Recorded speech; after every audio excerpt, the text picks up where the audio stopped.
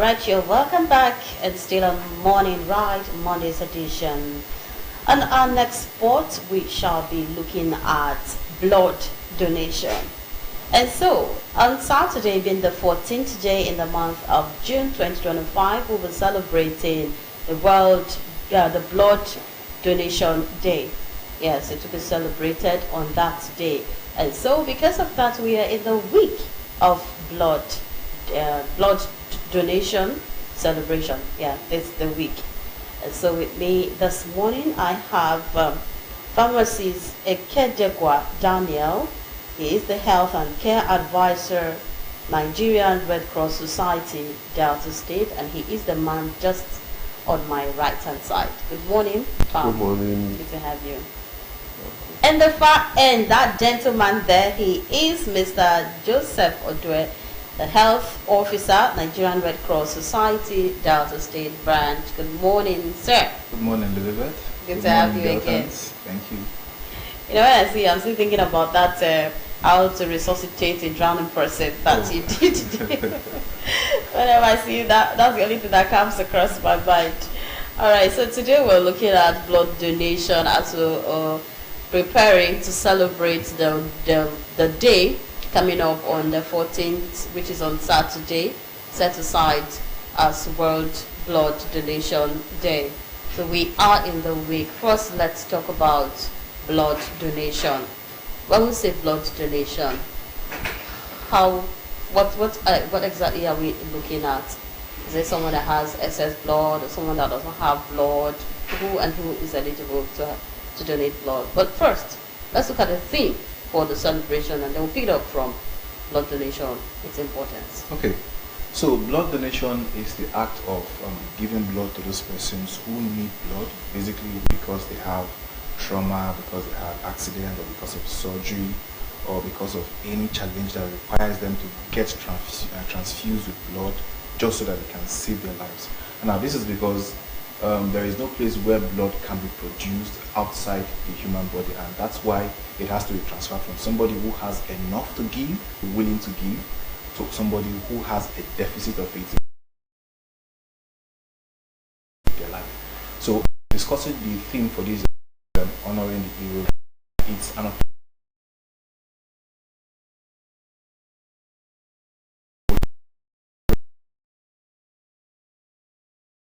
a lot of people here in Delta State and want to donate blood with them every year, recognizing the efforts they make in preserving life. And Okay, so talking about blood donation now, why is it very, very important to donate blood? Fam, can you tell me that? Yes, thank you, listeners and viewers at home. Like he rightly pointed out, every other health intervention, materials you need, drugs and the rest of them can be sourced from society. You can buy them off the shelf. But drug donation is very important because this is what you can't get anywhere. It must have to be sourced from a living human that is active, is alive and is working. So we see it as very important because without that blood, the chances of the person, the sick person that requires this blood making it is very, very slim. Usually there are no alternative to blood. It's just blood. It's either blood or no blood. So there are no alternatives. That's why we see it as very, very important, and it's crucial for survival, for living. Okay. yes, Right, let me so- just add to that. Okay. Basically, from the point where we stand as humanitarians, those persons who are involved in accidents or any traumatic situation that tends to want to take their life away, or the persons who have cancer, or the persons who go for surgery, they need blood. And so because of that, it is an opportunity to actually play God. I don't know, that's the context I want to put it as, because without that blood, those persons will not survive. So when you donate blood, you give those persons a chance at living life again, a chance at still being with their family members, a chance at doing those things they usually do as living human beings. So that is not something you come by every day. If there was no access to blood, those persons' lives will be lost. Again, there are persons who, because of the health status that they have, they need to donate blood just so that they can still keep living their lives. Those persons who have excess blood in their body. A good example is people who have a condition known as polycythemia vera. Now, for those persons, if they don't donate blood, they're going to have a lot of medical complications, symptoms, and signs that are not so favorable. Because they have excess blood? Because they have excess blood. So, and all of those symptoms are not something you can just say, okay, let me just leave it. No, you don't. So you need to donate blood just so you can keep the body functioning the way it's supposed to function, and as well give you a chance at living a normal life as well. Then also, donating blood also gives you the opportunity to remove old red blood cells in the body. They're called effete cells. So when you remove those old red blood cells, the body has a chance to make new red blood cells and then grant energetic and active, as opposed to allow the red blood cells to run. So within that 120 days, of course, that's when the blood leaves out the lifespan. But when you donate blood, you give out the old ones which have become tiring, sort of in quotes, and then you give the bone marrow the opportunity to make new red blood cells. So the importance of donating blood are just so numerous to mention, and that's why it's important for everybody to know this. So our viewers, if you're listening, if you did not know this before now, you need to understand that it is for your own benefit and also for the benefit of the persons who are receiving the blood, the recipients, for people to donate blood. Yeah, you said something about taking off the old blood. Now that old blood is going to go into someone else as an old blood. Yes, now So this is what? the context. Okay. This is the context. Ideally, the red blood cells, when it's produced, it has a lifespan of about 120 days. Okay. So it's going to cycle out, and when it cycles out, the body have to use extra energy to process it. Process it means that we remove the iron content, store it to remake another blood, while the body, the liver particularly deals with the protein part of it, which eventually, if you can't deal with it, it leads to jaundice. So imagine over-laboring your liver.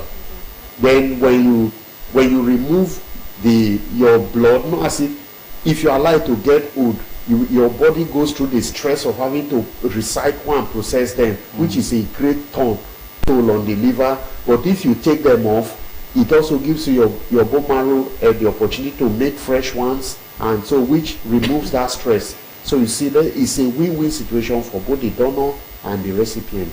That's what he's talking about. All right. So And just to add, the average amount of blood in the human body is between 5.5 and 6 liters of blood. So, you mentioned, you had to raise an eyebrow when I said to remove the old red blood cells. So the question is, the person who you're giving this blood to, how is it going to be beneficial to that person? Then it's going to be beneficial because that person does not have enough to drive the body through the normal metabolic processes that it has to go through. Okay. So when you give it to that person, it helps to make up the deficiency that the blood has. So that's why it's not going to be wasted, or it's not going to be underproductive when it goes into the person's body. Rather, it will help to keep the person alive, pending when the body can make new red blood cells and meet up with the ones that were lost in the first place. all right, you've told us how important it is to donate blood. Now, who are eligible to donate blood, and how can we donate blood? Okay, basically, for people who are eligible to donate blood, we'd have to start the age level first. Yeah. So you understand that for a person to be able to do some things that require some certain level of ability, it has to come what we call being a legal entity. And that is defined from persons who are from the ages of 18 years and above. So for anybody to be eligible to donate blood, firstly, you'd have to be 18 years and above. Then for anybody who is not an adult, like being 18 years and above, who is below 18 years, you need parental consent or the consent of a guardian who is taking care of that child, because that child lacks the ability to grant access to donate blood. That's why it's like that. Then again, the person also has to be at least 50 kg body weight. If it is below 50 kg body weight, it is not advised for anybody to donate blood.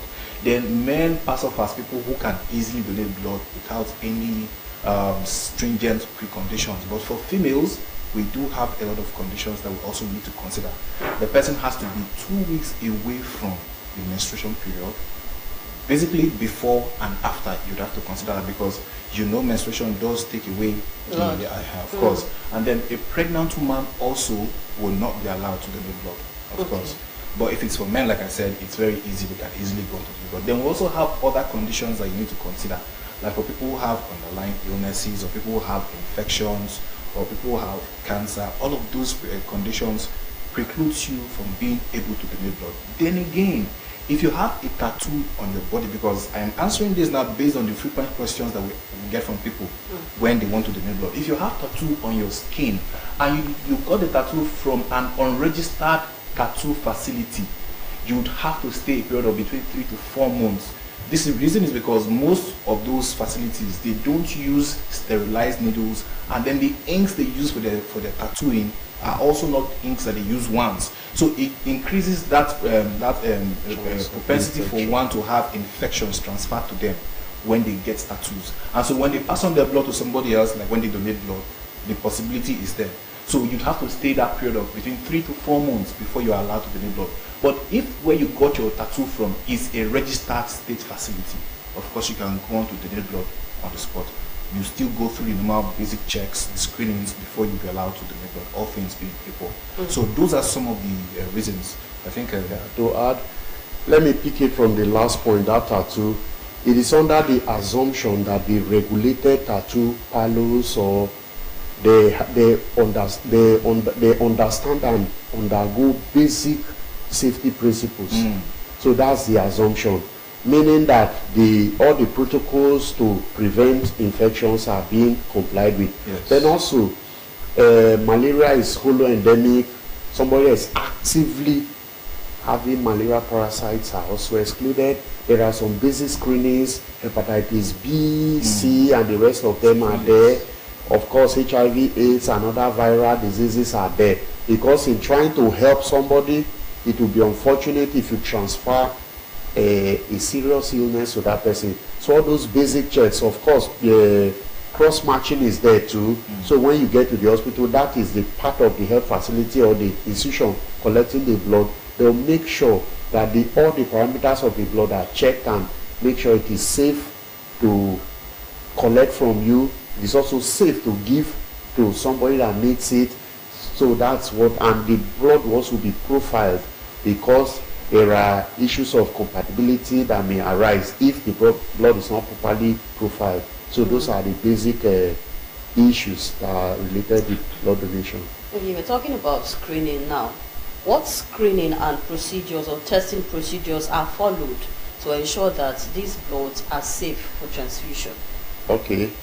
Starting from there, where I mentioned a few illnesses like hepatitis, usually diseases that are contagious, and like malaria, hepatitis, HIV, AIDS, and other viral diseases, they are screened for. Then the type of blood, your blood typing, your genotype, all those things are made known.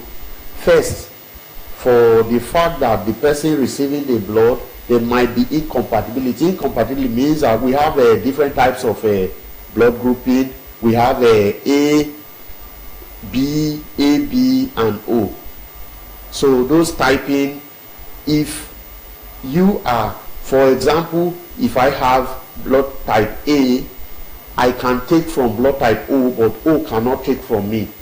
Okay, so you're saying O is a general donor? Yes, a universal donor. Universal donor. Apart from the ABO typing, we also have the rhesus factor, which is the RHD.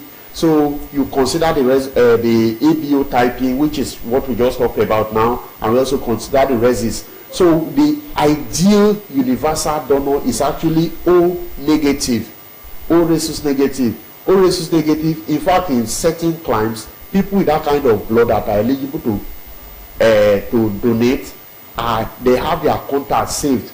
In case you have emergencies, those kind of people, when you collect their blood, you give straight, especially if you are screened for illnesses and infections, you can give straight because it's going to be compatible with every kind of blood.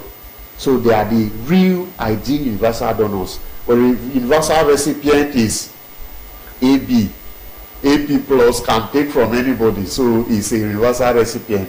Okay. All right. So let's say there's a mistake during screening.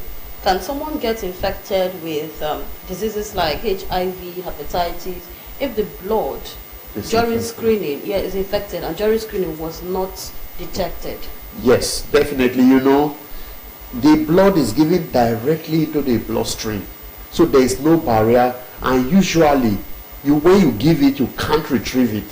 So it's a serious issue. That's why this is very important. Now, for blood that you get from somebody that has an inducement of being paid, the person may conceal certain histories. But for voluntary donation, I have nothing to hide. I just want to give to help. So as at the point of donation, I give my history or every relevant information, and the ones that can be, so it will draw the attention of the person bleeding you to record and ask you properly and do the proper screening. So like you said, it is in fact, if somebody is already down with malaria, for example, and you give blood, because of the volume of the blood transfused, the person can instantly begin to develop symptoms of malaria. So it is with HIV and the rest of them. Unlike needle prick that you might say, okay, let me take post-exposure prophylaxis that might help. This one, the viral load or the pathogen load you are giving at a time is much. So the person is very likely to begin to develop the illness instantly. So it's very serious. That's why we should take this process very seriously and make sure that all screenings are done. Okay. So doctor, as we approach the celebration, what are your activities lined up for that day? Yes. Tell us where to come in. Yes, in commemoration of the World Blood Donor Day, the first for us is the media campaign, which we are very grateful for DBS for the opportunity and the platform to reach out to more persons and then sensitize them to activities. So we are having a media campaigns, TV and radio station, and then we also have a rally built for Saturday, the 14th day of June. That's this week now, at the end of this week on Saturday. So the rally is going to be from Interborough Roundabout to FMC, where we're going to sensitize a lot of people along that axis. And then from there, we're also going to donate blood when we get to FMC. So for those persons who are willing to donate, please do well to join us at FMC where we can donate. Fine. Then the time is at 9 a.m. prompt. Then also, as part of measures to understand the challenges that are bedeviled by blood donation, we also have a survey that is available. It's going to be released on Wednesday, that's next tomorrow, so that we understand the pulse of the people. Let's understand what the challenges are. Let's see blood donation from their own viewpoint, from their own eyes. So we want to know what challenges are abound there for blood donation, because we have understood over time now that a lot of persons are not so predisposing to want to donate blood. So we want to know what challenges there are and then how we can tackle those challenges to ensure that we keep donating blood to persons, because the need for blood donation is always there. We do get these calls daily, weekly, all through the month. We do get people asking us for blood. They call Nigerian Red Cross, we want blood, can you help us? And then we see how to get to people. We use the media houses, we use the social media to see how to broadcast and then get persons who want to donate. So we want to ensure that we keep having that donation so that we can keep saving lives, because if we don't make that effort, we're going to keep losing lives. So those are the activities. Just an addition, okay. Your blood is not going to, those for potential donors, your blood is not going to be sold. Okay. It's going to be used strictly for humanitarian purpose. Okay. All right. Thank you so much. We have been speaking with Dr. Joseph Odue, Health Officer, Nigerian Red Cross Society, Delta State Branch. Thank you for coming. And also Pharmacist Kedegwa Daniel, Health and Care Advisor, Nigerian Red Cross Society, also in Delta State. Thank you so much for bringing us up to speed on the donation of blood. And let me join my voice to say, please save a life by donating blood. And on that note, we have come to the end of... All right, to a short break. When we return, to be time for an export. Stay with us.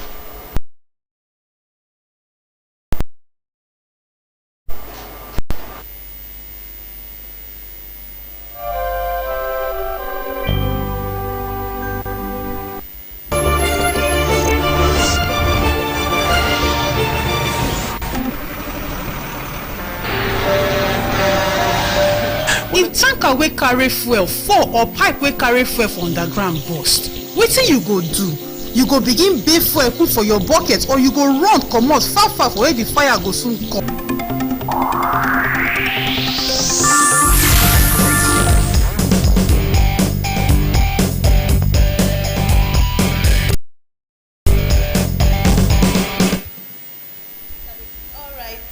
right. So welcome back. And still on Morning Ride. It's time for our papers. Let's quickly look at the dailies, what we have today. First, we're going to be looking at the New Telegraph. And it says defections. PDP walks tight troop ahead 2027. PDP walks tight rope ahead 2027. And that's it on the New Telegraph. Nigerian Tribune says Tinubu to confer national honors on select lawmakers. And on the Daily Independent, we have CBN liquidity squeeze sparks, markets repricing of instruments. CBN liquidity squeeze sparks, market repricing of instruments. And also we have economy back on track, though not where it ought to be. This is according to the federal government. And on the Vanguard paper, we have hardship. Nigerians cut spending on foreign travels by 30%. And from Tinubu to Sanwo-Olu, your sins are forgiven, Rider says, as GAC visits president in Lagos. And on the Punch newspaper, we have ground rent. 34 embassies risk closure Tuesday. 34 embassies risk closure Tuesday. And on the Daily Trust, we have 2027 division in Tinubu's base. Division in Tinubu's base. The right on the bottom strip, we have Hajj. How 7 Nigerian pilgrims died in Saudi Arabia. And the Guardian newspaper is our last paper for review. On the Guardian, we have the story: businesses leverage price adjustments to rein in FX losses. Clean books. And also we have Tinubu to address NAS, confer national honors on lawmakers, and that's June 12th. The economy back on track, but not yet. Uhuru says Bagudu. Okay, we want it to be Uhuru, so we're still hoping and praying that it gets back to track. All right, that's it on papers today. And on that note, we have come to the end of the Morning Ride Monday's edition. On behalf of our supervising producer, Edri Ipri, and the man behind the camera and the PD, my name is Lilibet Ugochukwu, wishing you a beautiful week ahead. Save your life, donate blood. Bye.